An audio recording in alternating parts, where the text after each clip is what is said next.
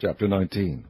When the Lord thy God hath cut off the nations whose land the Lord thy God giveth thee, and thou succeedest them, and dwellest in their cities and in their houses, thou shalt separate 3 cities for thee in the midst of thy land, which the Lord thy God giveth thee to possess it. Thou shalt prepare thee a way, and divide the coast of thy land, which the Lord thy God giveth thee to inherit, into 3 parts, that every slayer may flee thither. And this is the case of the slayer which shall flee thither, that he may live. Whoso killeth his neighbor ignorantly, whom he hated not in time past, as when a man goeth into the wood with his neighbor to hew wood, and his hand fetcheth a stroke with the axe to cut down the tree, and the head slippeth from the helve, and lighteth upon his neighbor, that he die, he shall flee unto one of those cities and live.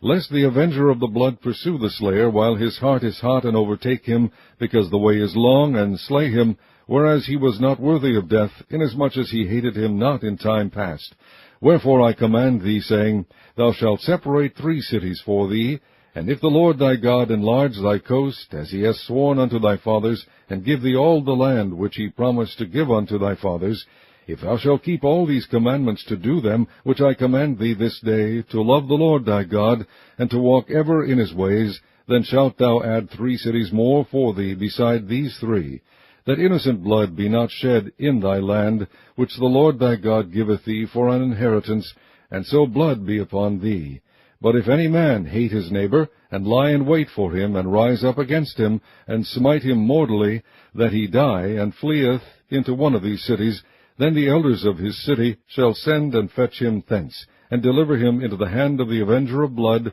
that he may die. Thine eye shall not pity him, but thou shalt put away the guilt of innocent blood from Israel, that it may go well with thee. Thou shalt not remove thy neighbor's landmark, which they of old time have set in thine inheritance, which thou shalt inherit in the land that the Lord thy God giveth thee to possess it. 1 witness shall not rise up against a man for any iniquity, or for any sin, in any sin that he sinneth.